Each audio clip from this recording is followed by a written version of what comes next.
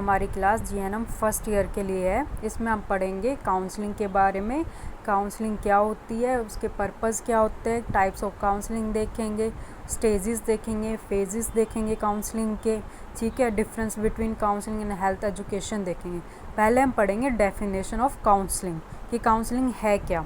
First, counselling is face to face communication by which you help the person to make a decision or solve a problem and act on them। Means counselling क्या है? Counselling एक face to face communication है। पहली class में मैंने आपको बताया था कम्युनिकेशन क्या होता है, जिसमें हम थॉट, आइडिया या किसी एक दूसरे से अपने अच्छा जो हमारे विचार होते हैं उन्हें एक्सचेंज करते हैं, ठीक है। बाय इसके द्वारा क्या होता है, तो काउंसलिंग हमारा क्या हो गया? फेस टू फेस कम्युनिकेशन हो गया। By which you help the person to make a decision, जिसके थ्रू हम क्या कर सकते हैं, जो भी हमारे पास पर्सन आया अपनी प्रॉब्लम लेके काउंसलिंग के लिए, तो हम उसकी हेल्प कर सकते हैं कि वो एक डिसीजन ले पाए या अपनी प्रॉब्लम सॉल्व कर पाए, ठीक है। तो ये एक एक्ट है प्रॉब्लम सॉल्विंग का। Counselling is a helping process aimed at problem solving. जो काउंसलिंग को सेकेंडली हम क्या बोलते हैं, एक हेल्पिंग प्रोसेस होता है जिसका एम होता है प्रॉब्लम सॉल्व करना, ठीक है। Next one, counselling done with the individual, group और विद द कपल। जो काउंसलिंग होते हैं वो हम एक इंडिविजुअल पर्सन के साथ भी कर सकते हैं, एक ग्रुप स्मॉल जो ग्रुप होता है उसके साथ भी कर सकते हैं, और कपल के साथ भी कर सकते हैं, ठीक है। Next, specific to the need, issue and circumstances of each individual client. जो काउंसलिंग होती है ना वो स्पेसिफिक होती है हर एक इंडिविजुअल की नीड्स के, उसका जो इशू होता है उसके लिए या उसकी जो सर्कमस्टांसिस है उसके लिए, उनके लिए ये क्या रहेगी? स्पेसिफिक रहेगी, क्योंकि हर इंडिविजुअल की अपनी एक प्रॉब्लम होती है, अपना एक डिसीज़न होता है और हमारे इंडिविजुअल डिफरेंसेस भी रहते हैं।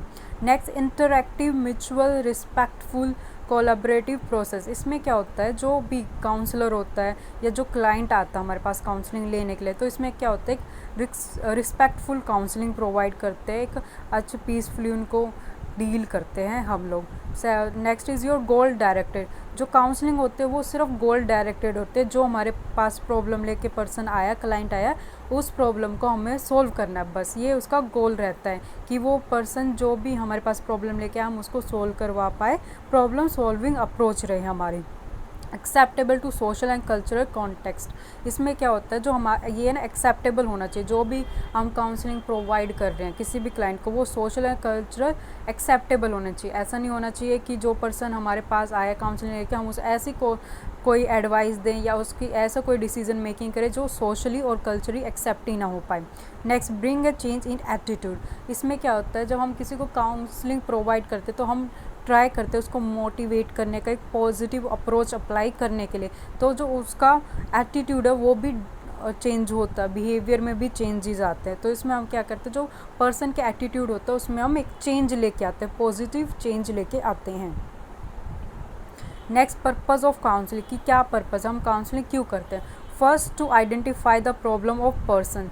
जब भी कोई पर्सन आता है हमारे पास, ठीक है, तो उस टाइम पे हमें क्या होता है कि हमें आइडेंटिफाई करना होता है उस पर्सन की क्या प्रॉब्लम क्या है। जैसे कि बहुत सारे स्टूडेंट्स आते हैं जब आफ्टर 12th के बाद काउंसलिंग लेते हैं, उसको हम एजुकेशनल काउंसलिंग भी बोलते हैं, कि हम 12th के बाद क्या करें, तो उन बहुत सारे ऑप्शंस होते हैं वो उसके साथ आते हैं। तो काउंसलर उसकी आइडेंटिफाई करेगा कि उसकी प्रॉब्लम क्या है, कि उसको समझ नहीं आ रहा कि उसको कौन सी फील्ड में जाना चाहिए, या वो ये डिफ़ाइन नहीं कर पा रहा कि स्कोप कौन सी फील्ड में ज़्यादा है। Next, the basic purpose of counselling is to help a people use their existing problem solving skill more effectively और टू डेवलप ए न्यू और बेटर कोपिंग स्किल।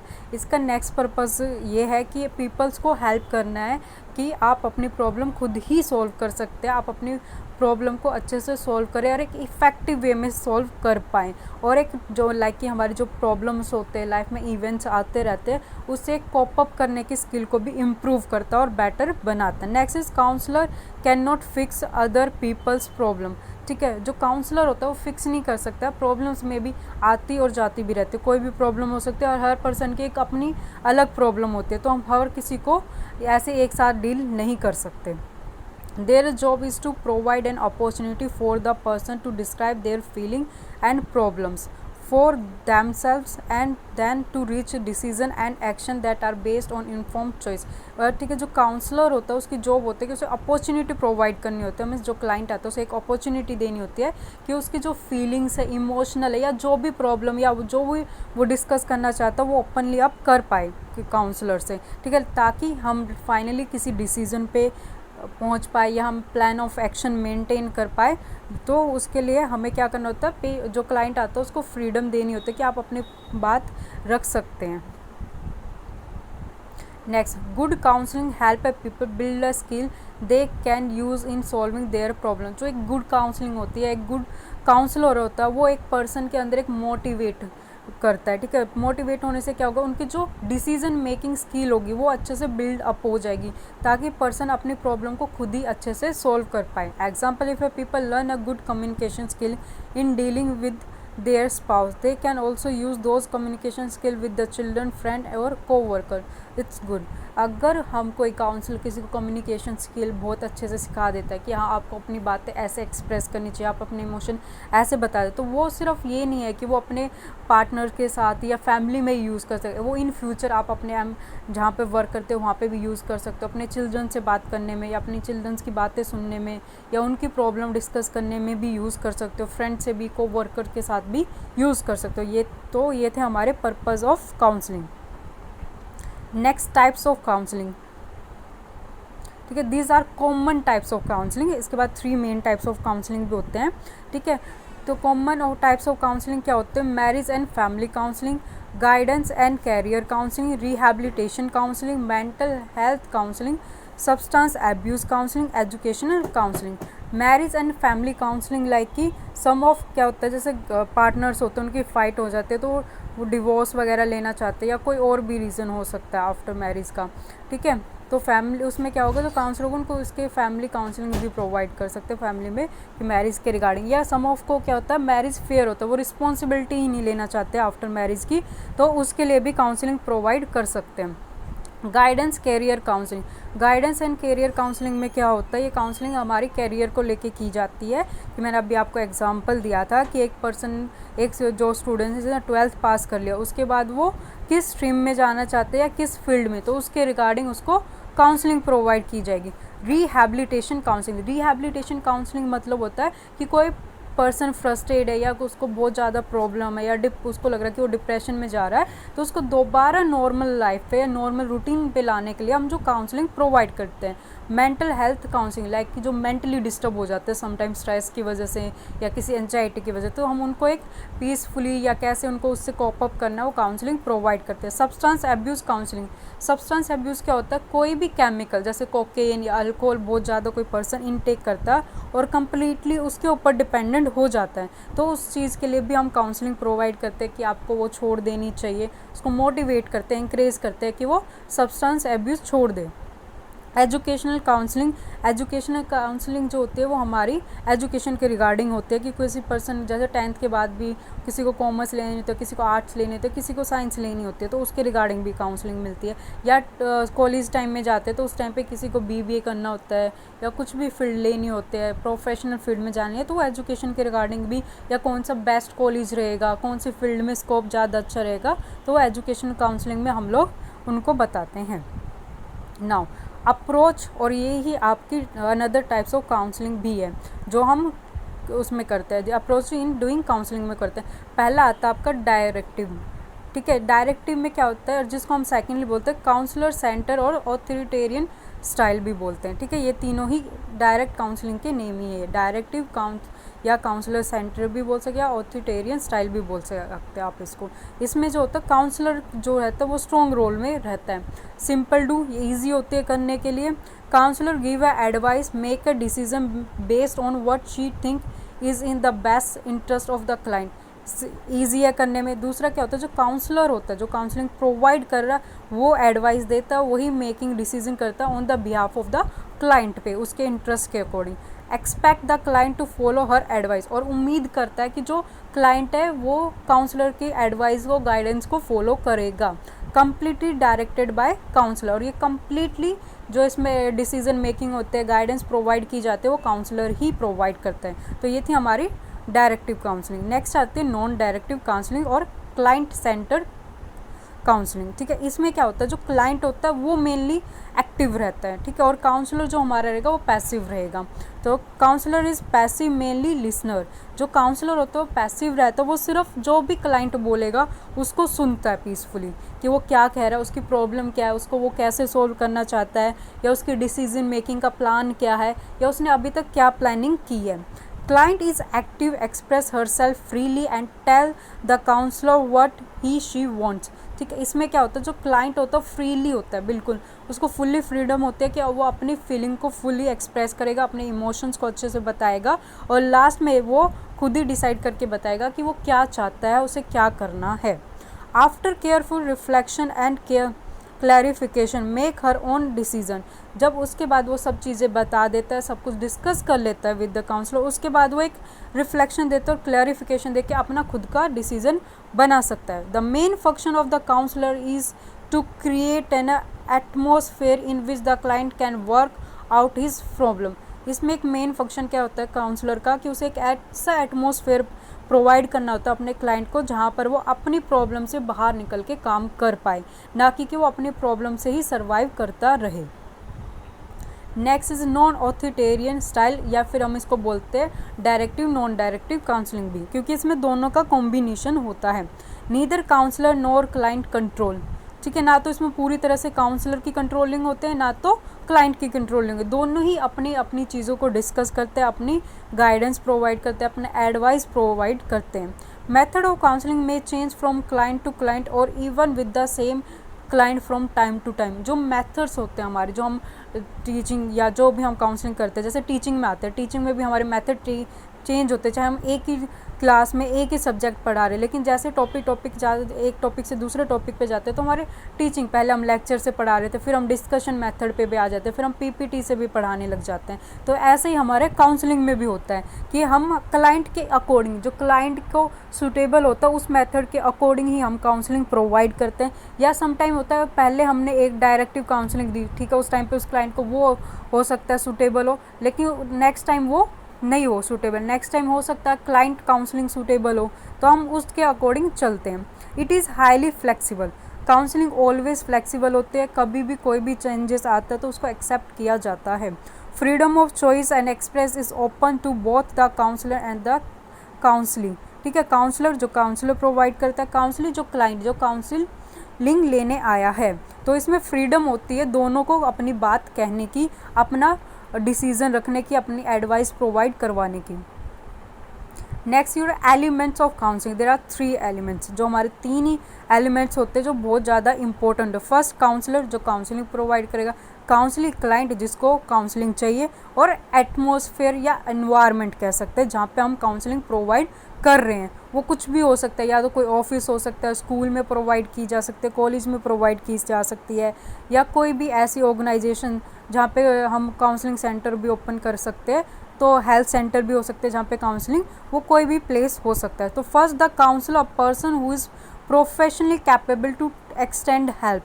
जो काउंसलर होता है एक प्रोफेशनल वे होना चाहिए, जो हर एक प्रॉब्लम को सोल्व भी कर पाए, या जो पर्सन है उसके पास है उसकी हेल्प कर पाए, उसकी आइडेंटिफाई कर पाए उसकी मेन प्रॉब्लम को, और उसकी हेल्प कर पाए या उसकी इम्प्रूव कर पाए उसकी डिसीजन मेकिंग पावर को। Counsellee the person who seek a help and let himself herself to be subjective for counselling. ठीक है, काउंसलिंग एक पर्सन होता है जिसको हेल्प चाहिए, जो अपनी प्रॉब्लम लेके आया है उसको सॉल्व करना चाहता है। The counselling environment means surrounding, जहाँ पर काउंसलर और क्लाइंट बातें करते हैं, अपनी प्रॉब्लम को डिस्कस करते हैं। ठीक है, प्लेस टू फैसिलिटेट काउंसलिंग, जहाँ पर हम काउंसलिंग कर सकते हैं उसको हम काउंसलिंग इन्वायरमेंट कहते हैं। ठीक है, तो ये 3 मेन एलिमेंट्स होते हैं हमारी काउंसलिंग के। प्रिंसिपल ऑफ काउंसलिंग मैं लास्ट क्लास में भी आप लोगों को पढ़ा चुकी हूँ, ठीक है, बट मैं फिर भी एक मेन इंपॉर्टेंट प्रिंसिपल को डिस्कस करूँगी इस क्लास में। It's your individualisation. Principle of individualisation मतलब हर एक पर्सन इंडिविजुअल डिफरेंस कैरी करता है। चाहे हम एक फैमिली को ही क्यों ना ले ले, एक ही फैमिली में अगर हम अलग 5 पर्सन रहते तो हर पर्सन का बिहेवियर भी अलग होगा। हर पर्सन हर सिचुएशन के अकॉर्डिंग, हम जैसे एक ही सिचुएशन 5 पर्सन को देंगे तो उनका उसके अकॉर्डिंग जो रिएक्शन और बिहेवियर आएगा वो भी अलग आएगा। ठीक है, this principle require the counsellor to recognise and understand the client unique characteristic. ये प्रिंसिपल क्या करता है, जो काउंसलर होता है उसको रिकॉग्नाइज करने देता है या उसको अंडरस्टैंड करने देता है कि हर एक क्लाइंट का एक यूनिक करेक्टरिस्टिक होता है, हर एक क्लाइंट में कुछ ना कुछ अलग चीज़ें हैं, इंडिविजुअलिटी प्रेजेंट होती है। Recognization and understanding of their unique characteristic give them the feeling that they treat as individual. जो उनका यूनिक करेक्टरिस्टिक होता है वो ही काउंसलर को या अदर पर्सन या कोई भी पर्सन है उसको एक फीलिंग देता है कि हम उन पर्सन को इंडिविजुअल लेवल पे ट्रीट करना है। Treating them as a individual have the counsellor to deal with them in a very personalised way. Dealing with the client in a personalised way require that method appropriate to them to be. जो भी हम individually अगर individually हम deal करेंगे person से तो हम एक पर्सनलाइज्ड वे देता है उसकी प्रॉब्लम को सॉल्व करने का, और एक अप्रोप्रिएट यूज़ कर सकते हैं हम काउंसलिंग स्किल का। तो 3 things that must be remember in applying the principle of individuality. जब हमें ये प्रिंसिपल अप्लाई करना है तो हमें 3 चीज़ें हमेशा याद रखनी चाहिए। First, each client is a unique individual, कि ये जितने भी क्लाइंट हमारे पास आते हैं काउंसलिंग के लिए उनकी अपने एक यूनिक करेक्टरिस्टिक होता है, एक यूनिक इंडिविजुअलिटी होती है। उसके बाद नेक्स्ट आता है इंडिविजुअल या each problem she he present is a specific one. हर किसी की अपनी एक प्रॉब्लम एक स्पेसिफाइड होती है, स्पेसिफिक वन होती है। Next one, each counselling relationship should be based on the client and the peculiar circumstances which brought about the problem. हर एक काउंसलिंग में जो रिलेशनशिप होता है वो क्लाइंट के सर्कमस्टांसेस पे बेस्ड होता है, वो उसकी प्रॉब्लम्स पे हम वर्कआउट करते हैं, उसकी प्रॉब्लम्स पे ही वो बेस्ड होता है, उसी की प्रॉब्लम को ही हमें डिस्कस करना होता है, उसी प्रॉब्लम पे हमें वर्क करना होता है, उसी के लिए हम प्लान ऑफ एक्शन मेंटेन करते हैं और उसी क्लाइंट को हमें वो प्रॉब्लम सॉल्व करके देनी होती है। Next, media of counselling. Media of counselling मतलब कि हम कैसे कैसे काउंसलिंग कर सकते हैं, ठीक है।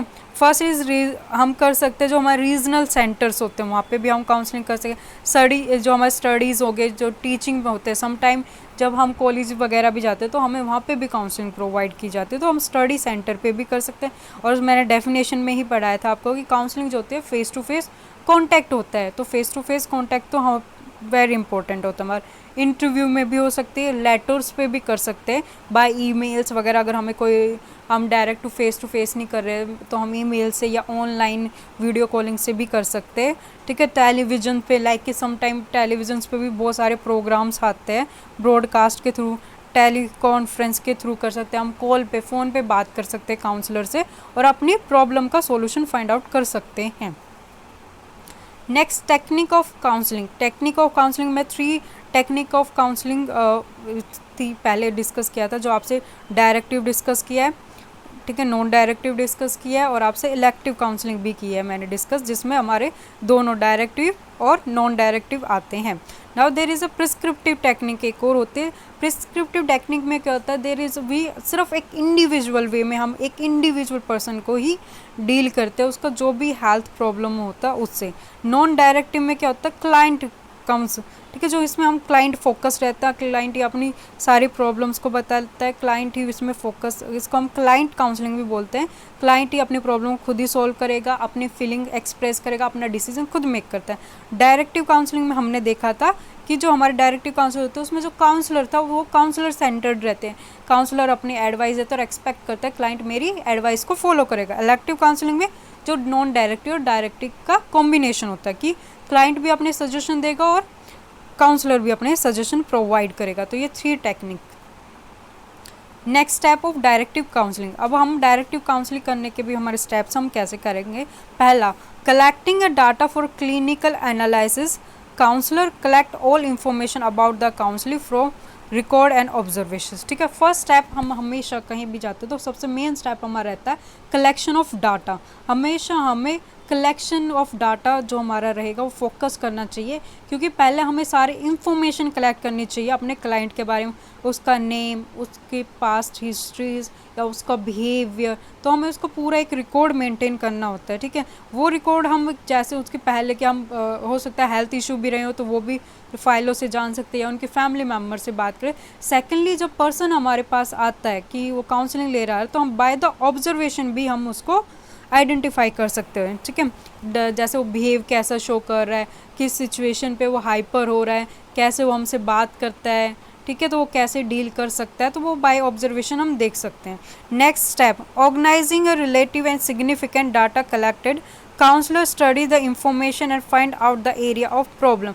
जो अभी तो पहला स्टेप था, हमने डाटा, अब हमने पूरा डाटा कलेक्ट कर लिया है, उसके बाद हम डाटा को ऑर्गेनाइज करेंगे, ठीक है। हमारे पास कंप्लीट डाटा आ गया, जो जो हमें चाहिए था हमने सब कुछ लिया, और उसमें सिग्निफिकेंट करेंगे, लाइक कि इंपॉर्टेंट जो चीज़ें होंगी उनको आइडेंटिफाई करेंगे। उसके बाद जो काउंसलर होगा वो उस पर स्टडी करेगा और फाइंड आउट करेगा कि प्रॉब्लम क्या है या इवेंट्स क्या है या जिनकी वजह से वो प्रॉब्लम क्रिएट हो रही है, वो चीज़ क्या है, किस वजह से ये प्रॉब्लम्स आ रही है या क्या रीज़न है कि क्लाइंट को इतना सॉल्व करने में इतने इश्यूज आ रहे हैं अपनी प्रॉब्लम्स को।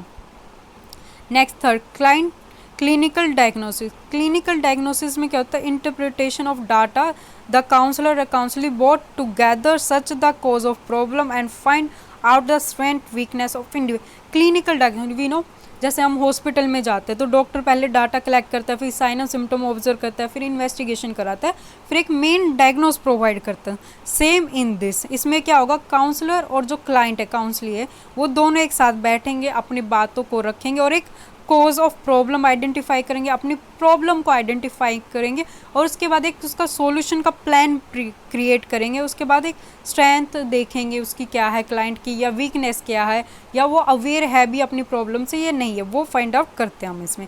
नेक्स्ट फोर्थ स्टेप, प्रोग्नोसिस जो होता है एस्टिमेट इफेक्ट ऑफ काउंसलिंग होता है, ठीक है। इसमें क्या होता है, a clinical prognosis, counsellor predicate what will happen if the present problem continue.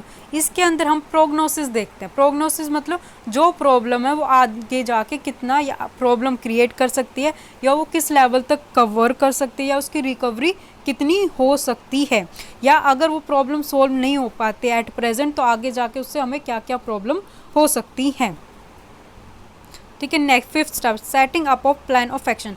अब हमने पहले आइडेंटिफाई कर लिया डाटा, फिर हमने अपनी प्रॉब्लम भी देख लिया, उसका प्रोग्नोसिस भी देख लिया, तो हम उसके लिए एक प्लान ऑफ एक्शन मेंटेन करेंगे कि अभी एट प्रेजेंट उस प्रॉब्लम को सॉल्व करने के लिए हमें ये एक्शन लेना है, फिर उसके बाद हम ये लेंगे, तो उसके बाद हम पूरा एक प्लानिंग करके चलेंगे। स्टेप रिकॉर्डिंग डाटा, जो भी प्लान या जो भी स्टेप हम कंप्लीट करते जाएंगे या हमने प्लान किया, हम उसका एक रिकॉर्ड मेंटेन करते जाएंगे कि अगर बाई चांसली उस प्लान के अकॉर्डिंग हमारी प्रॉब्लम सॉल्व नहीं हो पाते हैं, काउंसलिंग इफेक्टिव नहीं रह पाती है, तो हम लैकिंग पॉइंट फाइंड आउट कर पाएँ उसमें।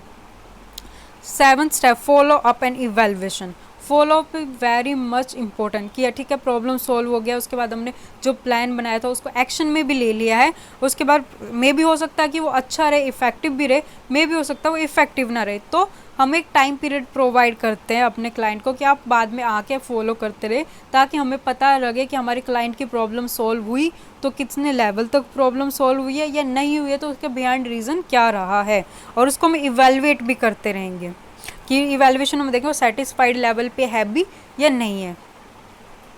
Now 5 steps in performing the directive counselling. Same जो अभी हमने पढ़े थे, analyse, diagnosis, prognosis, counselling, follow up, जो मैंने अभी आपको एक्सप्लेन किया कि क्लिनिकल एनालिसिस में हम क्या करेंगे, डाटा कलेक्शन करेंगे, उसको समराइज करेंगे, ऑर्गेनाइज करेंगे। डायग्नोसिस में क्या करेंगे, हम फॉर्मुलेटिंग करते हैं अपनी प्रॉब्लम को, अपने जो भी इश्यू होते हैं हाइपोथेसिस करते हैं और क्या कॉज रहा हमारी प्रॉब्लम का, या किन इवेंट्स की वजह से वो प्रॉब्लम आ रही है और उनको कैसे हम सोल्व कर सकते हैं।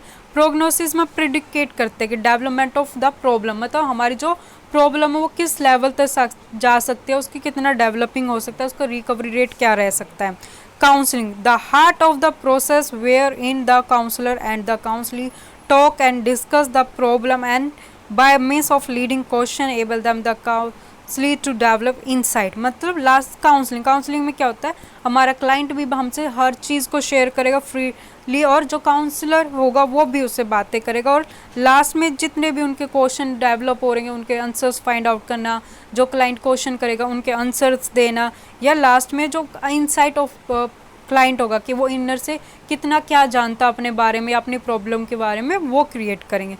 Last is your follow up, helping the peoples will recurring या न्यू प्रॉब्लम्स। तो फॉलोअप क्या होगा, जो प्रॉब्लम हो गया उससे रिकवर करने का, या कोई न्यू इशू आ रहे तो उनको सॉल्व करने के लिए। ठीक है, नेक्स्ट आता है phases of counselling. There are 5 phases. First, establishing a relationship. First phase होता है कहीं पे भी, अगर हम हॉस्पिटल में भी देखेंगे, जो पेशेंट हॉस्पिटल में भी हमारे साथ आते हैं और नर्सिस से के कांटेक्ट में आते हैं या डॉक्टर के कांटेक्ट में आते हैं, तो सबसे मेन क्या होता है, एस्टैब्लिशिंग अ रिलेशनशिप। जब एक अच्छा रिलेशनशिप डेवलप होगा तभी वो हमसे अपनी एक जो उनकी बातें हैं या जो उनकी प्रॉब्लम है वो अच्छे से सॉल्व करेंगे। Next phase, assessment. जब हम सारा डाटा कलेक्ट कर चुके होते हैं या उसके बाद में एक असेसमेंट करते हैं, ठीक है, कि हमारे क्लाइंट को आए थे, उनका बिहेवियर में ये इशू है या उनकी प्रॉब्लम ये है, हम इसको ऐसे सॉल्व कर सकते हैं, तो एक असेसमेंट प्लानिंग प्रिपेयर करें। Setting a goal is like data आ गया हमारे पास, हमने सब कुछ ऑर्गेनाइज कर लिया, तो अब प्रायोरिटी वाइज हम कुछ गोल सेट करते जाएंगे कि पहले हमें उनका एक लेवल फाइंड आउट करना है कि उनकी प्रॉब्लम्स का लेवल क्या है, हमें फिर फर्स्ट प्रॉब्लम ऐसे सॉल्व करनी है, सेकंड प्रॉब्लम ये इंटरवेंशन। उसके बाद में जब हम कर देंगे तो इम्प्लीमेंट ऑफ एक्शन भी कर देंगे हम, सेटिंग गोल। फिर हम बाद में देखेंगे कि ओके जो हमने किया है वो अच्छे से हुआ है नहीं हुआ है, जो हमारी प्लानिंग थी वो इफेक्टिव रही या नहीं है। Termination, follow up. लास्टली हम क्या करेंगे, अपनी काउंसलिंग को ख़त्म करने के फेज़ में आएंगे, टर्मिनेट फेज़ में आ जाएंगे कि ठीक है अब आपकी जो प्रॉब्लम थी वो सॉल्व हो गई है, अब आपको काउंसलिंग की नीडेड नहीं है, आप अपनी कोप अप कर चुके हो, तो बस फिर उसके हम थोड़ा सा फॉलोअप रखेंगे, फिर एंड में हम काउंसलिंग पूरी कम्प्लीटली क्लोज कर देंगे। ठीक है, this is your relationship. The relationship of the counsellor and the counsellor should be based on a mutual trust and respect. ठीक है, जो पहले मैंने आपको बताया था फेजेस फर्स्ट में हमारा रिलेशनशिप था। ठीक है, एस्टैब्लिश रिलेशनशिप। तो एस्टैब्लिशिंग रिलेशनशिप कैसे होगा, जब क्लाइंट को काउंसलर पे ट्रस्ट होगा तभी वो अपनी हर बात को शेयर करेगा, और जब काउंसलर उसको एम्पैथी या उसको रिस्पेक्ट देगा क्लाइंट को, तभी उनका रिलेशनशिप डेवलपमेंट हो सकता है। ठीक है, फिर आता है एटमोसफेयर जो मीन्स लाइक जहाँ पर भी काउंसलिंग हम प्रोवाइड कर रहे हैं जिस भी एरिया में, an atmosphere of the acceptance of the counselee for what she and he and the allowing the purposeful of the feeling. The counselor show willingness to help and has a deep understanding of counseling as an individual. Atmosphere like कि जहाँ पे counsellor और counsellee या counsellor और client बैठ के अपनी बातें डिस्कस कर रहे हैं, वहाँ का इन्वायरमेंट कैसा है या काउंसली जो बिहेवियर कैसा शो कर रहा है। जो काउंसलर होगा वो विलिंग रहेगा कि जो भी मेरा क्लाइंट बोलेगा मैं वो सब बातें सुनूंगा, जरूरी नहीं है कि मैं सिर्फ लाइक कि मेन चीज़ें नहीं, जो भी वो बोलना चाहता है मैं वो हर एक बात सुनूं। तो वो एक कंफर्टेबल जोन जो होगा क्लाइंट को प्रोवाइड करवाएगा, पीसफुल इन्वायरमेंट प्रोवाइड करेगा, एक प्राइवेसी सेटअप रखेगा, और जो भी क्लाइंट उससे अपनी बातें शेयर करेगा वो दूसरों को जाके नहीं बताएगा। Facilitation of counseling effort. The counselor is encouraged to talk about his her problem without fear. ठीक है, फैसिलेट करना मतलब ये नहीं कि हम उन्हें कोई स्पेशल फैसिलिटीज़ देंगे, नहीं, उनको एक कंफर्ट जोन प्रोवाइड कराएंगे और उनको encourage करेंगे, मोटिवेट करेंगे कि विदाउट एनी फेयर वो अपनी हर एक बात को हमसे डिस्कस कर सकते हैं, हमें बता सकते हैं कि उनकी प्रॉब्लम क्या है, किस वजह से क्या इशू है। Attention to a life adjustment. The counselor skillfully leads the counselee to choose from several alternatives to find a way to solve a problem and adjust to a situation level. जो counsellor होता है skilfully होना चाहिए कि जो भी मेरे client की प्रॉब्लम है वो उनको डील अप कर सके ईजिली वे में। ठीक है, तो सेवरल ऑल्टरनेटिव्स फाइंड आउट करेंगे, हम अलग अलग वे फाइंड आउट करेंगे क्लाइंट की प्रॉब्लम को सॉल्व करने के लिए, या और जो सिचुएशन है जिसमें वो एडजस्ट नहीं हो पा रहे उसमें एडजस्ट करवाने के लिए उनकी लाइफ में। जैसे कि आफ्टर मैरिज सब मूवमेंट्स एडजस्ट करने में प्रॉब्लम करती है, तो भी उनके लिए कि आप ठीक है ऐसे ऐसे एडजस्ट कर सकते हो। Next and last is your follow up. The counsellor no the counsellor would need a continuing assistance until he or she gradually become a self-directed.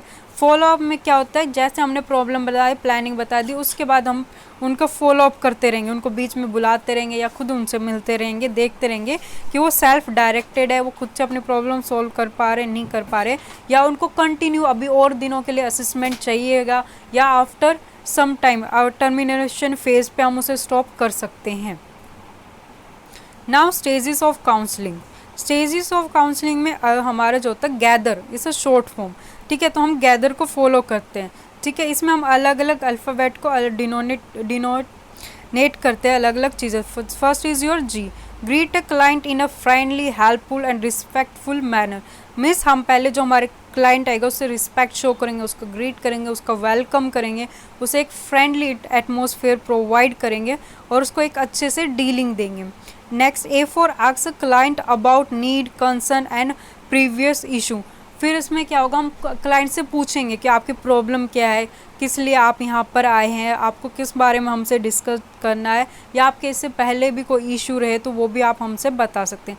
T for tell a client about different option and methods, ठीक है। इसके बाद जब हमने उनकी problems जान ली, पूछ लिया वो क्या क्या इशू रहे, तो हम उनसे क्लाइंट को बहुत सारे डिफरेंट ओपिनियन दे सकते हैं, बहुत प्रॉब्लम सॉल्विंग के, या उनका जो भी वो काउंसलिंग के लिए मैटर लेके आए उसके लिए बहुत सारे मेथड हम उनको बता सकते हैं। H for help a client to make a decision about choice of method he she prefer, ठीक है। तो हेल्प करेंगे हम क्लाइंट को कि वो अपना डिसीजन मेकिंग खुद कर सके, जो मेथड या जो उनको वे अच्छा लगता है या जो उनके लिए कंफर्टेबल है उसके according. E explain to a client how to use the method. हमें क्लाइंट को एक्सप्लेन करना है कि इस मेथड को आप ऐसे यूज़ कर सकते हो, या आपके लिए ऐसे इफेक्टिव रहेगा, या आपको इससे ये बेनिफिट हो सकता है। For return, schedule and carry out a return visit and follow up a client.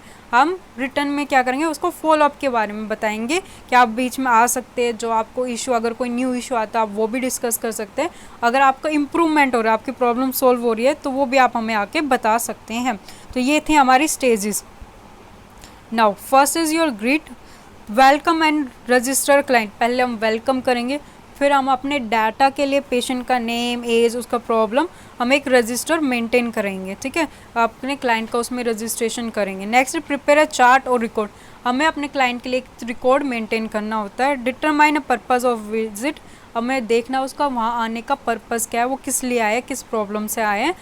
Give a client full attention, जब क्लाइंट अपनी बातें शेयर करेगा तो हमें अपनी फुल्ली अटेंशन क्लाइंट पे ही रखना है और उसको रिस्पॉन्स भी प्रोवाइड करना है। Assure the client that all information discussed will be confidential, उसे बताना है, अभी आपको पहले भी बताया था कि हमें प्राइवेसी मेंटेन करना होता, तो हमें प्राइवेसी मेंटेन करना होता है, ठीक है। और इसमें क्या है, फिर हमें पेशेंट को कॉन्फिडेंशियली रखना होता है कि आप जो भी हमसे डिस्कस करेंगे हम किसी और को नहीं बताएंगे। Talk in a private place if possible, मतलब क्या है, एक जहाँ पर भी आप बात कर रहे हो वहाँ पे कोई अनदर पर्सन नहीं होना चाहिए ताकि क्लाइंट अनकंफर्टेबल ना हो। अगर आपका से एक क्लाइंट बैठे और दूसरे क्लाइंट आ जाए तो आप उनको वेटिंग रूम में बिठा के रखें, ना कि काउंसलिंग रूम में ही बिठाएं। Next, ask the client about her और हीज़ नीड। हमें आस्क में उससे पूछना होता है आपकी नीड्स क्या है, आपकी प्रॉब्लम क्या है। Write down the client age, marital status, number of previous pregnancies and birth, number of living children, basic medical history, previous use of family planning method, history and take risk of STD, sexual transmitted disease, ठीक है। तो हमें क्या करने लेना है, धीरे धीरे एक रिकॉर्ड मेंटेन करना है, उसमें नेम, एज, फैमिली हिस्ट्री या एज, एजुकेशन, मैरिटल स्टेटस, सब कुछ जो डाटा है पेशेंट का रिकॉर्ड करके रख लेना है। Assess what the client know about family planning method, अगर जो हमारे पास फीमेल आई है वो अपनी कंसीव या प्रेगनेंसी के रिगार्डिंग इशू है तो हम उनसे डिस्कस कर सकते हैं फैमिली प्लानिंग मेथड के रिगार्डिंग, कि आपको फैमिली प्लानिंग मेथड क्या होता है उनके बारे में पता है या क्या मेथड आपको यूज़ करने चाहिए। Ask the client if there is a particular method he she interested in, अगर क्लाइंट खुद ही कोई मेथड या कुछ चीज़ें जिसको डिसाइड करके या उसका इंटरेस्ट है तो हम उसके बारे में भी डिस्कस कर सकते हैं। Discuss any client concern about risk versus benefit of modern method, dispel rumours and misconception, अगर कोई पेशेंट का कोई डाउट है या उनको कुछ लगता है कि हम जो भी कुछ मेथड्स या यूज़ करते हैं या कोई भी मेथड वो फॉलो करें तो उसका रिस्क क्या हो सकता है या उसके बेनिफिट क्या हो सकता है, तो हम उनको दोनों चीज़ें बतानी चाहिए कि रिस्क क्या होते हैं या उससे आपको हार्म क्या हो सकता है या आपको बेनिफिट क्या हो सकते हैं। नेक्स्ट है टेल में हमें अब क्लाइंट से हमने इन्फॉर्मेशन कलेक्ट करी, हमने क्लाइंट से पूछ लिया, अब हमें क्लाइंट को बताना है। Tell the client about the available methods, हमें क्लाइंट को बताना, जैसे अभी एग्जाम लिया फैमिली प्लानिंग, तो हमें उनको बताना है कि फैमिली प्लानिंग के क्या क्या मेथड होते हैं। Focus on method that most interested the client but briefly mention other available method, focus करना होता है हमें जो भी क्लाइंट इंटरेस्टेड है मेथड में उस पर, ना कि उसको फोर्सफुली कोई भी मेथड हमें फॉलो करवाना होता है। Describe how each method work, the advantages, benefit, possible side effect and disadvantage, हमें उन्हें हर एक चीज़ बता के या पहले से क्लियर करके चलना चाहिए कि आप जो भी मेथड या जिस भी मेथड में आप वर्क करेंगे उसके एडवांटेजेस क्या होंगे, उसके बेनिफिट्स क्या रहेंगे, उसमें रूल्स क्या फॉलो करने पड़ेंगे या उसके साइड इफ़ेक्ट क्या आ सकते हैं। Answer a client concern and question, अगर क्लाइंट आपसे कोई भी क्वेश्चन करता है, कुछ भी अपनी क्योरी या डाउट्स पूछता है तो आपको उसके आंसर देने होंगे।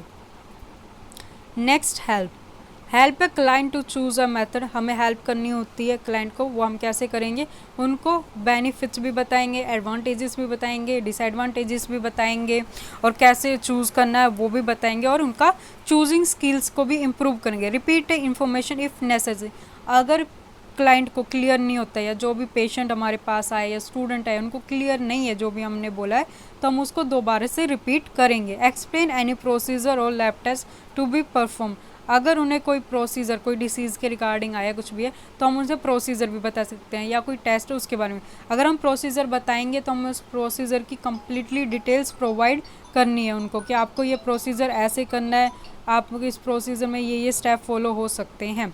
Explain, explain how to use the method, how, when, where, उन्हें एक्सप्लेन करना है कि आप मेथड कैसे यूज़ कर सकते हैं, कहाँ पर यूज़ कर सकते हैं, कैसे यूज़ कर सकते हैं। Explain to the client how and when he she can should get a refuse apply to the method if necessary, उनको बता सकते हैं कि आप कैसे उस मेथड को स्टॉप कर सकते हैं, रिफ्यूज़ कर सकते हैं या अगर आप फॉलो नहीं करना चाहते, अडोप्ट नहीं करना चाहते तो आप स्टॉप कर सकते हैं। Next return, return is your follow up, ठीक है। एट द फॉलो अप और return visit ask the client if she is still using the method, जब फॉलो अप के लिए आता है कोई भी क्लाइंट तो हम उनसे पूछ सकते हैं कि आपने जो मेथड चूज़ किया था आप उसको फॉलो कर रहे हैं या नहीं कर रहे। If the answer is yes, ask her if he और शी एक्सपीरियंसिंग एनी प्रॉब्लम और side effect and answer question, solve a problem if possible, अगर वो फॉलोअप के लिए आ रहे तो हम उनसे पूछ सकते हैं कि आप जो मेथड यूज़ कर रहे हो उसके कोई साइड इफेक्ट तो नहीं आ रहे, आपको उससे कोई प्रॉब्लम तो नहीं हो रही है। जो भी वो आंसर या वो कुछ भी अगर उस टाइम पे वो प्रॉब्लम बताते हैं उन्हें नोट डाउन कर रहे हैं और उनके आंसर हमें प्रोवाइड करने if possible. If the answer is no, ask why, stop using the method and counsellor her him to see if he would like to try another method or retry the same method again, अगर उनका answer no है कि नहीं उन्हें कोई method वगैरह का नहीं, मतलब कोई उनका साइड इफ़ेक्ट नहीं हो रहा, कोई प्रॉब्लम नहीं हो रहा है तो आप उन्हें बोल सकते ठीक है आप अब स्टॉप कर सकते हैं ये वाला मेथड, अब यूज़ मत कीजिए, या उनको लग रहा है कि इस मेथड को इफेक्टिव है तो आप उनको न्यू मेथड्स के बारे में बता सकते हैं। मेक श्योर शी और he is using a method correctly, और हमें मेक श्योर करना, जानना कि जो भी मेथड वो यूज़ करें कि इफेक्टिव वे में और करेक्ट वे में यूज़ कर रहे हैं या नहीं कर रहे हैं। Next is your stages of counselling, ये जो अभी तक हमने सारे पढ़े वो भी स्टेजेस थी, ये भी स्टेजेस है, सेम ही चीज़ है इनमें भी कि हमें रेपो बिल्डअप करना होता है, असेसमेंट और एनालाइज करना होता है, प्रोविज़न ऑफ ऑनगोइंग करना होता है, सपोर्टिंग ऑफ गोल सेटिंग करना होता है, काउंसलिंग इंटरवेंशन करना होता है, टर्मिनेट एंड फॉलोअप करना होता है, ठीक है। रेपो में आपने रेपो में इसमें देखा है तो रेपो में क्या आने, हमें रेपो मीन्स होता है हमें इस्टेब्लिश करने होते हैं रेपो, कि हमारा जो क्लाइंट है वो हमसे बात कर सके या अपनी हर चीज़ है उसे अच्छे से डिस्कस किया, श्योर करना चाहिए हमें कॉन्फिडेंस के इश्यूज़ वगैरह को। असेसमेंट और एनालिसिस ऑफ द प्रॉब्लम की डिफाइनिंग एंड फोकस करना, उनकी स्पेसिफाई प्रॉब्लम्स को, उनकी नीड्स को आइडेंटिफाई करना है, ठीक है। Provision on going supportive counselling, अगर उनकी HIV इश्यूज़ है कोई भी है तो हमें HIV के बारे में देखना है कि positive person about the risk of development tuberculosis disease, ठीक है। कोई HIV का पेशेंट आता है, ट्यूबरक्लोसिस का पेशेंट आता है तो हमें उन्हें बताना कि इस वजह उनकी इम्यूनिटी पावर ख़त्म होती जा रही है तो हो सकता है उनको और भी प्रॉब्लम हो सकती है, HIV तो ट्यूबरक्लोसिस भी हो सकता है, ठीक है।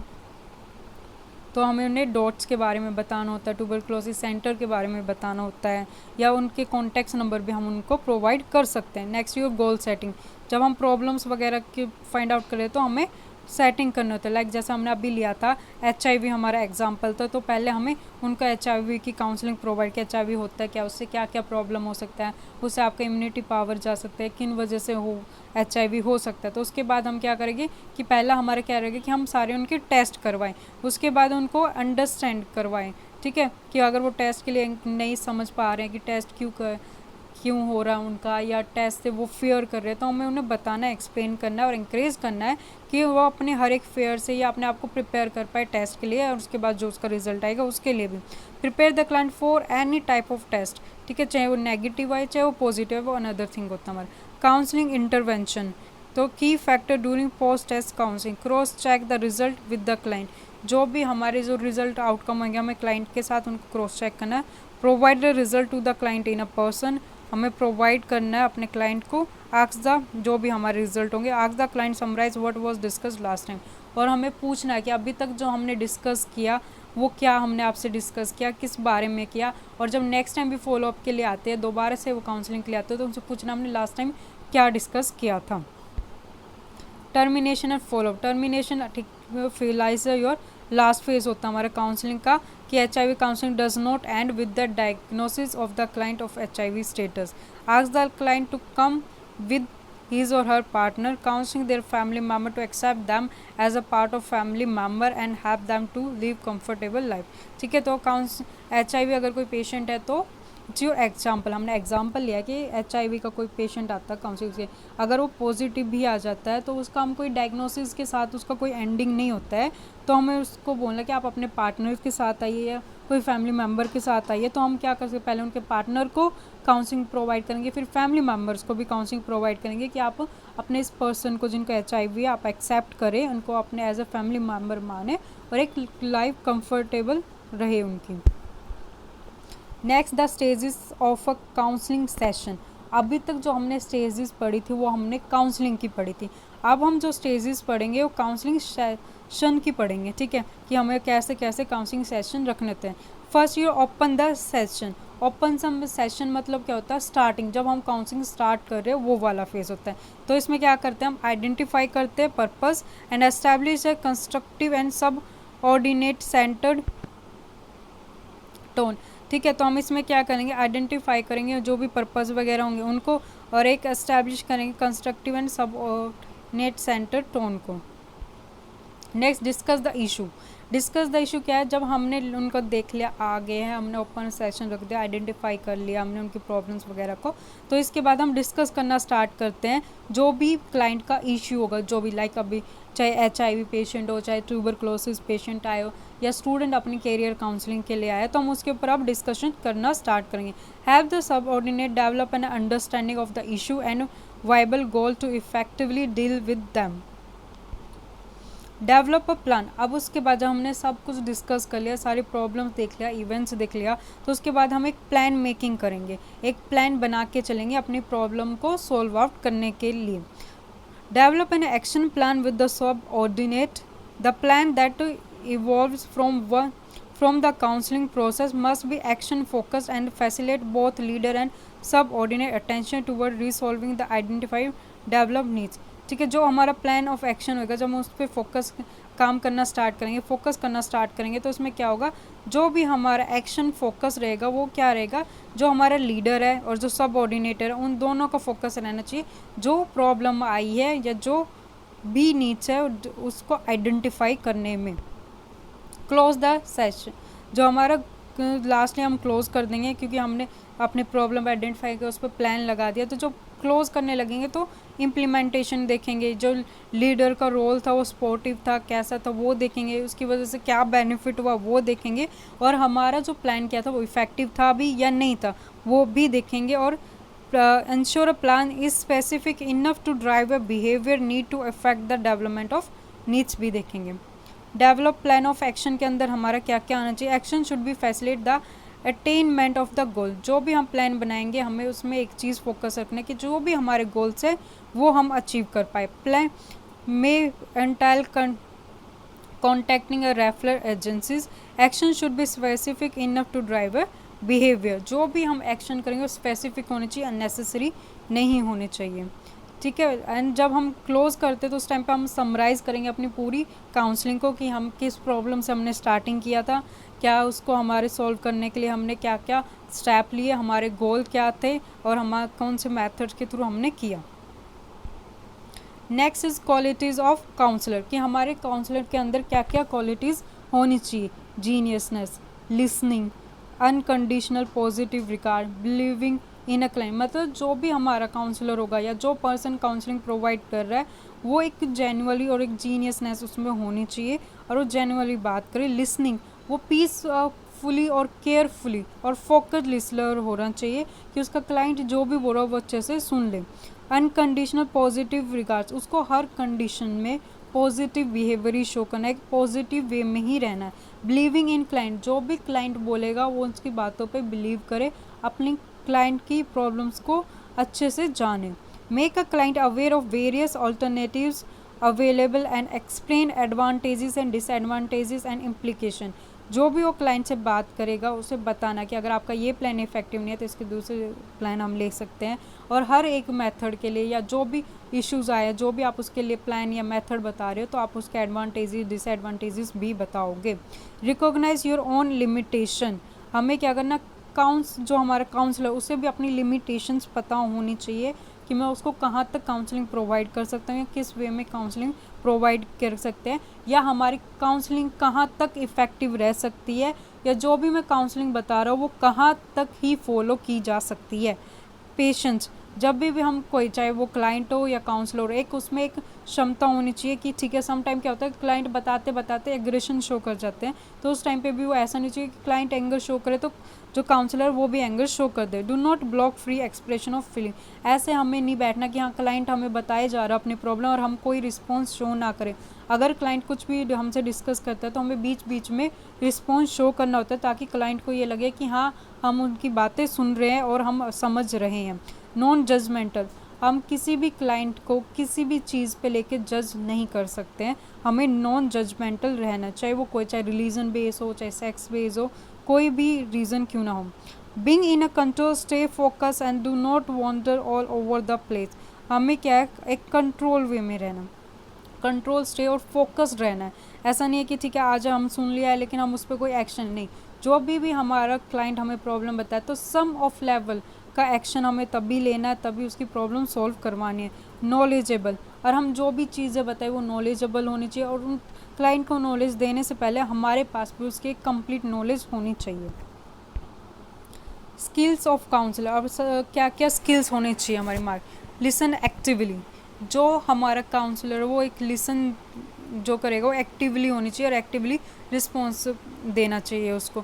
वो बैठ के पेशेंट जो भी बताए या जो भी क्लाइंट बोले उसको अच्छे से सुने। Accept the client as they are, जो भी क्लाइंट आए, जैसा भी क्लाइंट आए, किसी भी रिलीजन से है, उसको ऐसे के ऐसे ही एक्सेप्ट करना है।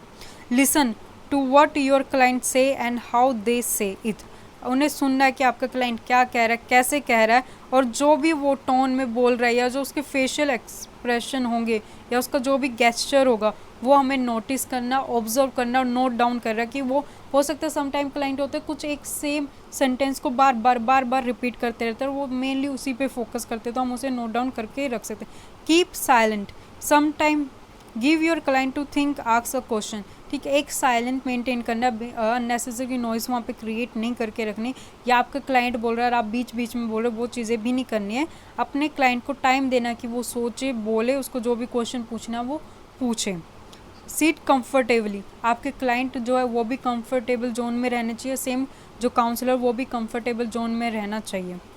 Look directly into the client when they speak, not on your paper and Windows, ठीक है, ऐसा नहीं होना चाहिए जो क्लाइंट है वो बोल रहा है तो हमें अपने क्लाइंट की तरफ देखना है, एक आई टू आई कांटेक्ट मेंटेन करना है, और जब वो बोले ये नहीं होना चाहिए कि हम बाहर देख रहे हैं, डोर्स पे देख रहे हैं और में रिस्पॉन्स करें, नहीं, हमें अपने पेशेंट की तरफ देखना है। Ensure that you are continue involve in the conversation by their nodding head, saying then or oh, ठीक है, हमें इंश्योर करना है कि जब तक काउंसलिंग चल रही है, जब तक हमारा क्लाइंट हमसे बातें कर रहा है तो हमें उनकी बातों के रिस्पॉन्स देते रहना चाहिए, कैसे भी। आप अपने सिर को हिला के दे सकते हो, येस नो कर सकते हो, ओ बोल के कुछ ना कोई रिस्पॉन्स आपको देते रहना है। नेक्स्ट इज क्वेश्चनिंग, ठीक है, क्वेश्चन में क्या, ask the question to understand clearly the client problem और worries to help the client go deeper into his her own awareness of insight. जब सेकंड हमारा तो क्वेश्चन, हमें क्लाइंट से क्वेश्चन करने चाहिए जो भी उनकी प्रॉब्लम है उससे रिगार्डिंग, ताकि क्लाइंट अपनी प्रॉब्लम को अच्छे से जान पाए। लाइक कि कोई आते हैं या HIV पेशेंट आता है, वो आपको बताता है कि मुझे HIV हुआ, तो उनसे हम ओ आपको ये बात कब पता चली, या हम उनसे अच्छा कब से हुआ, क्या हुआ, आप हेल्थ वर्कर थे, नीडल स्टिक इंजरी हुई थी, तो इससे क्या होगा, वो खुद सोचेगा कि रीज़न क्या रहा था उस चीज़ का। Question centre around the concern of the client and open ended, जो क्वेश्चन होना चाहिए वो क्लाइंट की प्रॉब्लम से ही रिलेटेड होने चाहिए और ओपन एंडेड होना चाहिए। ऐसे नहीं कि येस नो, ऐसा नहीं होना चाहिए। ओपनली आपने उनसे पूछा अच्छा आपको ये प्रॉब्लम कब से है, तो वो अच्छे से डिस्क्राइब कर पाए कि हाँ स्टार्टिंग ऐसी हुई थी, मुझे उस टाइम पे वीकनेस आई थी, वॉमिटिंग हो रही, तो ओपन एंडेड होने चाहिए। Next, at the time of asking a question remember, जब हम क्लाइंट से क्वेश्चन पूछ रहे तो हमें उस टाइम पे रिमेंबर रखना चाहिए कि हमें क्या क्या क्वेश्चन पूछने हैं। Ask one question at a one time, ऐसा नहीं है कि हम 5-6 क्वेश्चन एक साथ, अच्छा आप वहाँ कब गए थे, अच्छा ये प्रॉब्लम आपको कहाँ से, नहीं, एक बार में हम उनसे एक ही क्वेश्चन पूछेंगे। लुक एट वन पर्सन, हमें पता है पहले बताया individual face to face contact होता है हमारे काउंसलिंग में, तो हम इसमें क्या है, जो हमारा क्लाइंट होगा उसकी तरफ हम देखेंगे। बी ब्रीफ एंड क्लियर, जो भी हम क्वेश्चन पूछेंगे वो क्लियर होना चाहिए, उसमें पेशेंट को या क्लाइंट को कोई डाउट नहीं होना चाहिए और अच्छे से एक्सप्लेन करना। Ask a question that serve for purpose, ठीक है, use a question that able client to talk about their feeling and behaviour, हमें वो क्वेश्चन पूछने जिससे जो क्लाइंट है वो हमसे बात करे और अपनी फीलिंग्स को एक्सप्लेन कर पाए। Use a question to explore and understand issue and no to collect a juicy material for gossip, इसमें क्या है, जितने भी वो अंडरस्टैंड और इशू के रिगार्डिंग होनी चाहिए, ना कि कैसा हो कि सिर्फ गॉसिप मैटर्स हो। डोंट आस्क इररिलेवेंट क्वेश्चन, जो टॉपिक के रिलेटेड नहीं है वो क्वेश्चन नहीं पूछने हैं। Too many question at one time नहीं पूछने, एक बार में एक ही क्वेश्चन हम पूछेंगे। Next, using a silence, give a time to client to think about what to say next, provide a space to experience feeling, allow a client to proceed at their own pace, give the client freedom to choose whether or not to continue। इसमें क्या है, हमें client को time देना है कि वो पहले सोच सके उनको क्या पूछना है, क्या कहना है, उनको एक फ्रीली स्पेस प्रोवाइड करना है ताकि वो अच्छे से अपनी फीलिंग को एक्सप्रेस कर सके और ऑन पीस हो, उनका क्लाइंट अपना प्रोसेस करे ऑन वे में, ठीक है। नॉन वर्बल बिहेवियर, जब हमारे पास क्लाइंट आता है तो हमें नॉन वर्बल जो फेशियल या गेस्चर होता है हमें वो भी ऑब्जर्व करना होता है। It is not what you से बट हाउ यू से इट्स इम्पोर्टेंट, ये जरूरी नहीं है कि जो हम बोल रहे हैं या जो हमारा क्लाइंट बोल रहा है उसके अलावा भी हमें बॉडी लैंग्वेज पे फोकस करना है। मेजॉरिटी नॉन वर्बल, कि मोस्ट ऑफ द जो हमारी नॉन वर्बल या जो हमारे बॉडी का मूवमेंट्स होते हैं या हमारे हैंड मूवमेंट्स होते हैं वो बहुत ज़्यादा इफ़ेक्टिव करते हैं हमारी कम्युनिकेशन के टाइम पे। person body language is not similar to what they are saying, it is result in a verbal confusion, misinterpret। sometime क्या होता है कि अगर क्लाइंट या हम जो बातें कर रहे हैं हम कह कुछ और रहे होते हैं और हमारी बॉडी लैंग्वेज कुछ और अलग से शो कर रहा है, तो एक मिस इंटरप्रिटेशन जो होती है वो क्रिएट कर देता है, एक डाउट क्रिएट कर देता है। Effective counsellor sensitive to non verbal communication, जो एक इफेक्टिव काउंसलिंग क्या होगी और ये काउंसलर क्या होगा जो नॉन वर्बल कम्युनिकेशन को भी इंपॉर्टेंस दे और उसको समझे। Next, accuracy empathy, empathy means होता हम उसको एक एम्पैथी दें, ठीक है। Empathy means recognization and understanding of client thought and emotion, इसमें हम क्या करेंगे, पेशेंट का रिकॉग्नाइज करेंगे या अंडरस्टैंड करेंगे कि हमारी क्लाइंट को क्या होगा, ठीक है। It is a character, empathy में हम खुद उसको अपने आप को उसकी जगह पे रख के देखते हैं। It is characterise by ability to put one self in to another shoes, ठीक है। इसमें क्या हो गया, अपने आप को दूसरे की जगह पे रख के देखना, तभी हम उस चीज़ को फील कर पाएंगे। परहैप्सिंग में क्या होता है कि जो भी पेशेंट बोल रहा है, हमारा जो क्लाइंट बोल रहा है उस चीज़ को हम पकड़ के रिपीट करेंगे ताकि पेशेंट दोबारा उस बात को सोचे और हमें अच्छे से एक्सप्लेन कर पाए। Counsellor repeat his or her own word what client has said to show a understanding, ठीक है। लाइक क्लाइंट ने उसे कुछ बोला, अच्छा ठीक है आप जाके नीचे से आपको बहुत मेडिसिन ले आई, आप टेस्ट करवाए, तो हमें दोबारा से रिपीट करना होगा कि आप नीचे से जाके एंटी डिप्रेशन की दवाइयाँ लेके आइए, ताकि हमें पता लग जाए कि पेशेंट को समझ में आया या नहीं आया, और लास्ट में हम समराइज़ करेंगे जो भी हमने उन्हें बोला। Counselling skill, listening carefully, demonstrate empathy, do not make a judgement, ये सब पॉइंट्स मैंने आपको अभी एक्सप्लेन किए हैं। Understand the emotional feeling behind the story, use appropriate body language, do not show a superiority और question with the care, ask open ended question, reflect back, summarise करना होता है। बेनिफिट ऑफ काउंसलिंग, काउंसलिंग की क्या क्या benefit होते हैं।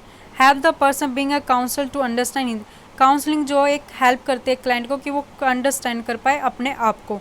Allow the individual to help himself, allow करती है हर एक इंडिविजुअल कि वो खुद से अपने आप की हेल्प कर पाए। Assist in understanding the situation more objective, और हम एक क्लाइंट को असिस्ट कर सकते हैं कि जो सिचुएशन है वो उसको अच्छे से समझ पाए। ठीक है। Facilitate to look at the situation with the new perspective, और हम फैसिलेट कर सकते हैं कि आप नेगेटिव वे से अगर उस सिचुएशन को देख रहे हैं तो एक बार आप पॉजिटिव वे से भी उसको देखें। डेवलप अ पॉजिटिव आउटलुक, और हम पेशेंट का जो अटेंशन है या उसका जो एटीट्यूड है उसको एक पॉजिटिव वे में कन्वर्ट कर सकते हैं। Motivate to search for alternate solution to problem, हम क्लाइंट को मोटिवेट कर सकते हैं कि वो ऑल्टरनेट्स रख सके, अपने बहुत सारे ऑप्शन रख सके अपनी प्रॉब्लम को सॉल्व करने के लिए। Feel a better about self, अपने बारे में अच्छे से फील कर सके, अपने बारे में अच्छे से जान पाए। Feel a more at peace at ease in your daily activity, अपने आप को एक कंफर्ट जोन में रख पाएगा, डेली जो काम करते हैं उसमें कंफर्ट वे में रह पाए। Feel more successful and more joyful more regular basis, और फील कर पाए कि हाँ ठीक है, अच्छा मैं अच्छे से है या जो भी चीज़ फील है या जो प्रॉब्लम है उसे सॉल्व कर सकता हूँ। Feel more connected to others, वो कंफर्टेबल हो दूसरों से बात करने में, दूसरों से अट्रैक्ट करने में, अपनी फैमिली से, फ्रेंड से या जो उनके को वर्कर उनसे। Reduce stress at home, in the work place और in relationship. Help with your physical health by reducing emotional worries और स्ट्रेस, अपनी फिजिकल हेल्थ को भी इम्प्रूव कर सकते हैं जो हमारी इमोशनली है या इमोशनल इश्यूज़ है या वरीज है, स्ट्रेस है, एंजाइटी, उसको रिड्यूस करके। Work through your problem with the skilled and compassionate professional counsellor, और हम एक अच्छे से वे में, एक स्किलफुल वे में अपनी प्रॉब्लम पे वर्क कर सकते हैं ताकि वो अच्छे से सॉल्व हो जाए। It's last is your difference between health education and counselling, counselling अभी आपने देखा कि काउंसलिंग क्या क्या होते हैं, लेकिन हेल्थ एजुकेशन क्या है। हेल्थ एजुकेशन जो होती है हम एक नॉर्मली हेल्थ के रिगार्डिंग एक अवेयरनेस क्रिएट करते हैं इसके थ्रू, वो किस चाहे हम फीवर के ऊपर हेल्थ एजुकेशन दे रहे हैं, डायबिटीज़ मेलाइटिस के ऊपर दे सकते हैं, लेकिन काउंसलिंग जो होते हैं इंडिविजुअल इश्यूज़ पे, प्रॉब्लम पे बेस्ड होते हैं। Now counselling is confidential, counselling हमारी कॉन्फिडेंशियल होते हैं, और हेल्थ एजुकेशन हमारी नॉट कॉन्फिडेंशियल, उसमें कोई कॉन्फिडेंशियल नहीं होती है, क्योंकि हम एक पूरे विलेज को भी एक बार में हेल्थ एजुकेशन दे सकते हैं, 20 से 25% को भी दे सकते हैं, और एक ही टॉपिक के बारे में दे सकते हैं। लेकिन काउंसलिंग में क्या होता है, हमारे पर्सनल इश्यूज़ पे देते हैं और एक ही पर्सन को एक ही इश्यूज़ पे हम काउंसलिंग, 1-to-1 प्रोसेस और अ स्मॉल ग्रुप, ये जो होता है 1-to-1 प्रोसेस होता है, एक स्मॉल ग्रुप का प्रोसेस होता है। For a group of people, जो हेल्थ एजुकेशन होते हैं लार्ज ग्रुप ऑफ पीपल के लिए होते हैं। Focus specific and goal directed, जो हमारी काउंसलिंग होती है फोकस करते हैं हमारे स्पेसिफिक और गोल डायरेक्टेड इस पे, ठीक है। और जो हेल्थ केयर वो जनरलाइज्ड होते हैं, वो जनरलाइज वे पे चलते हैं, किसी चीज़ की अवेयरनेस क्रिएट करनी, कोई हेल्थ प्रॉब्लम डिस्कस करना, किसी प्रोग्राम के बारे में बताना, ठीक है। Facility change in the attitude and motivate behaviour change, जो काउंसलिंग होती है मेनली एटीट्यूड को मॉडिफाई करती है, बिहेवियर में चेंजेस लाते हैं। लेकिन जो हमारी हेल्थ एजुकेशन होती है वो सिर्फ इंफॉर्मेशन और नॉलेज में इम्प्रूवमेंट करती है। प्रॉब्लम ओरिएंटेड, जो काउंसलिंग होती है जो हमारी प्रॉब्लम है उसी पे ही फोकस रहती है, उसी से ओरिएंटेड होती है। लेकिन जो हेल्थ एजुकेशन होती है वो कंटेंट ओरिएंटेड होती है, क्या हमें जो बोलना है हमें उसके बारे में पता है क्या है, उस पर हम वर्क करते हैं। Based on need of the client, जो काउंसलिंग होते हैं वो हमेशा जो क्लाइंट की नीड होती है उस पर बेस्ड करते हैं, और जो हेल्थ एजुकेशन होती है वो हमेशा बेस्ड रहते हैं हमारे पब्लिक हेल्थ नीड पर, ठीक है। तो ये थे डिफरेंस बिटवीन काउंसलिंग और हेल्थ एजुकेशन, ठीक है। आपको आज की क्लास समझ आई होगी, तो अब क्लास ओवर।